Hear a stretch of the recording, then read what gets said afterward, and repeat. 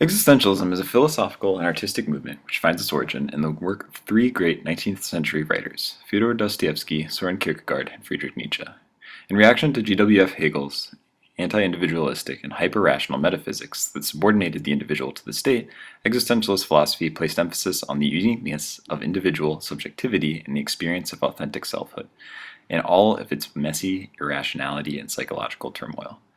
The existentialist rejection of universal order and focus on individual freedom in an absurd world made it a natural influence for the arts, and the 20th century popularizers of existentialism, Jean-Paul Sartre, Simone de Beauvoir, and Albert Camus, insisted that the visual and literary arts do a better job of conveying existentialist thought than the traditional philosophical treatise ever could. Let's take a look at a few existentialist artists. First, Edward Munch's 1893 version of his famous work, The Scream, is a haunting portrayal of the original themes of existential philosophy: anxiety, hopelessness, and despair. This proto-existentialist painting was made with oil, tempera, and pastel on cardboard. It measures in at 36 by 29 inches. An air of total estrangement pervades the piece, as a ghostly, depersonalized figure shrieks in anguish amidst the throes of an existential crisis. Note how the strong diagonal line of the wooden railing splits the tortured figure's form at the neck, disconnecting mind from body and setting the fluidity of nature against the harsh angularity of the human environment. Elongated diagonal lines connect our screamer to the faceless others in the background, exaggerating the space between bodies to evoke a sense of insurmountable alienation.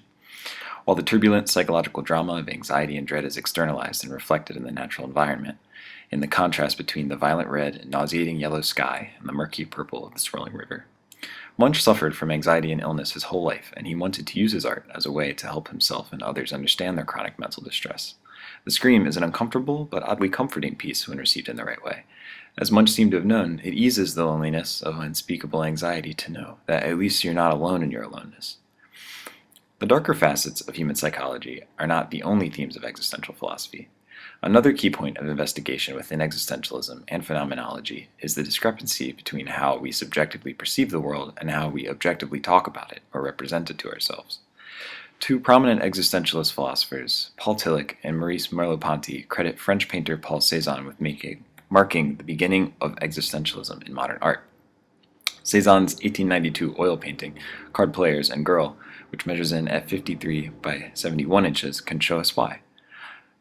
The melancholy and alienation that characterize the psychological aspects of existentialism are present in the image. Three sentinels sit at a crowded table, not communicating, not even looking at each other, each absorbed in his own cards as another old man waits disinterestedly for his turn, and a child looks on uncomprehendingly. The air of disconnection and estrangement hanging over the scene is emphasized by the muted color palette. In this work, Cézanne makes an important move away from traditional academic notions of painting, color, line, and form, in an attempt to take art back to its roots in phenomenology. In other words, like the existentialists, Cézanne wants to return to immediate, pre-analytical perception, before we've divided our experience into concepts. To achieve this, he discards the hard structures of line and form and instead gently implies them with color, by using overlapping patches of subtly varying hues, for example, in the clothing of the man on the right or in the curtain hanging in the background. With the Card Player series, Cézanne's contribution is twofold: technical in the sense of breaking away from academic tradition to move the discipline of painting into uncharted territory, and philosophical in the sense that he provides us with an image that at once expresses fundamental aspects of existentialist psychology and explores the phenomenological question of how objective truth falsifies subjective reality. Next is Pablo Picasso's Guernica. This was Picasso's response to the tragic saturation bombing of a Basque country village by German and Italian forces during the Spanish Civil War. Completed in 1937, only a few months after the actual bombing, this immense oil painting is 11 feet tall and a little over 25 feet long. Rendered in blue, black, and white, the chaos and meaninglessness of war is laid bare on a colossal scale as a writhing mass of anguished, distorted human forms and mutated animals mixes with the inorganic, angular shapes of destroyed buildings and exploding bombs. Picasso purposely does away with color here so as not to distract from the horrific subject matter. The juxtaposition of harsh binaries, black and white, angles and curves, emphasizes the motif of destruction using disconnected and conflicting elements. In the center of the piece, the main body of violent activity is filled out with newsprint, reminding us that no news story can convey the fully human terror of such an event. and the indifferent, all-seeing eye at the top suggests that the artist plays a key role in helping us to witness the pure absurdity of war. Existentialist philosophy became increasingly popular in the early 20th century as the senseless violence of so many wars caused people to take seriously Nietzsche's proclamation of the death of God. Existentialist theologian Paul Tillich was thinking of Picasso and Guernica in particular when he claimed that art without religious content could and should still serve a religious role. In inspiring the same awe and terror as Christian apocalyptic art, the massive canvas of Guernica reveals to us, in stark black and white, no uncertain terms, the horror of what we can do to ourselves. Now, Alberto Giacometti is the single artist most closely associated with the existentialist movement. The Swiss sculptor's work on human form could be said to be the materialization of existentialist individualism, as formulated by its great popularizers, the public intellectuals Jean-Paul Sartre, Simone de Beauvoir, and Albert Camus. In a self-referential move, Sartre himself claimed Giacometti for existentialism, writing that his emaciated, waif-like forms existed halfway between being and nothingness. Man Pointing, completed in 1947, stands 70 inches high and clearly elucidates existential thought, serving as an iconic image of the alienation and desperation which took hold of humankind in the years during and after World War II, when existentialist philosophy saw a surge in popularity with Sartre's celebrity status. The bronze figure's slender, greatly elongated proportions, with spindly appendages whittled down to almost nothing, create a feeling of vast, interminable space around and within the figure. Not only do we feel like the man is infinitely distant, no matter how close we stand, but it also feels like he could disintegrate at any moment and blow away in the wind.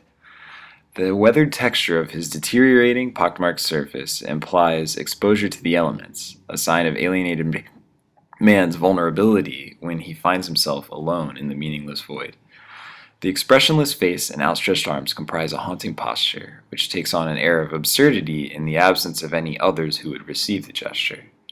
It is not hard to imagine the man, paralyzed with fear, pointing in disbelief at the atrocities of World War II, condemned to bear witness to catastrophes which he cannot grasp. In addition to Giacometti, the 20th century English painter Francis Bacon is very closely associated with the existentialist philosophy. Throughout his career, Bacon used traditional elements of figurative painting to explore themes of isolation, anxiety, and self-destruction. He is best known for his series of Screaming Pope oil paintings entitled Study After Velázquez's Portrait of Pope Innocent X. This is the most famous of these, the 1953 version, which measures in at 60 by 46 inches. Here we return to the same motif as the first work in this exhibit, The Silent Scream, an existential classic. We find Pope Innocent fixed to his chair, apparently struggling to come to grips with his fragile mortality. His stark white robe, set in a background of complementary purple and yellow hues, immediately captures the eye, and from there strong vertical lines take the action in opposite directions. The pervasive verticality of the piece and ephemeral glow of complementary colors produces an ominous feeling of metaphysical tension. We can feel the Pope's very being coming apart at the seams.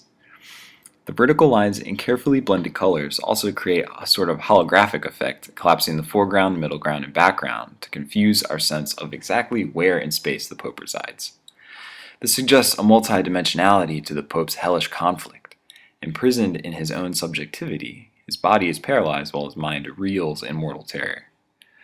The tormented expression on his half-dematerialized face is one of exquisite existential anguish, made all the more terrifying coming from God's chosen representative. Although Bacon didn't have anything against the Pope as such, in freely reinterpreting a work with considerable religious and academic significance and treating the content sacrilegiously, he inevitably touches on perhaps the single most important aspect of existential philosophy, that traditional sources of meaning can no longer help us in a world where humanity has realized its terrifying capacity for self-destruction. The late 1800s and early 1900s were a horrifying time to be alive. Evolutionary theory changed our self-understanding to place us on the same level as the rest of the animal kingdom.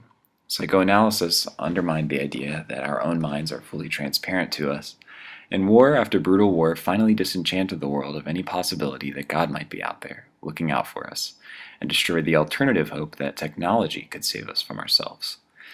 Existentialist philosophy and art arose out of this bleak landscape, giving us, in the absence of an absolute organizing principle and a universe without God, a new way to grapple with the perennial human question: what does it all mean?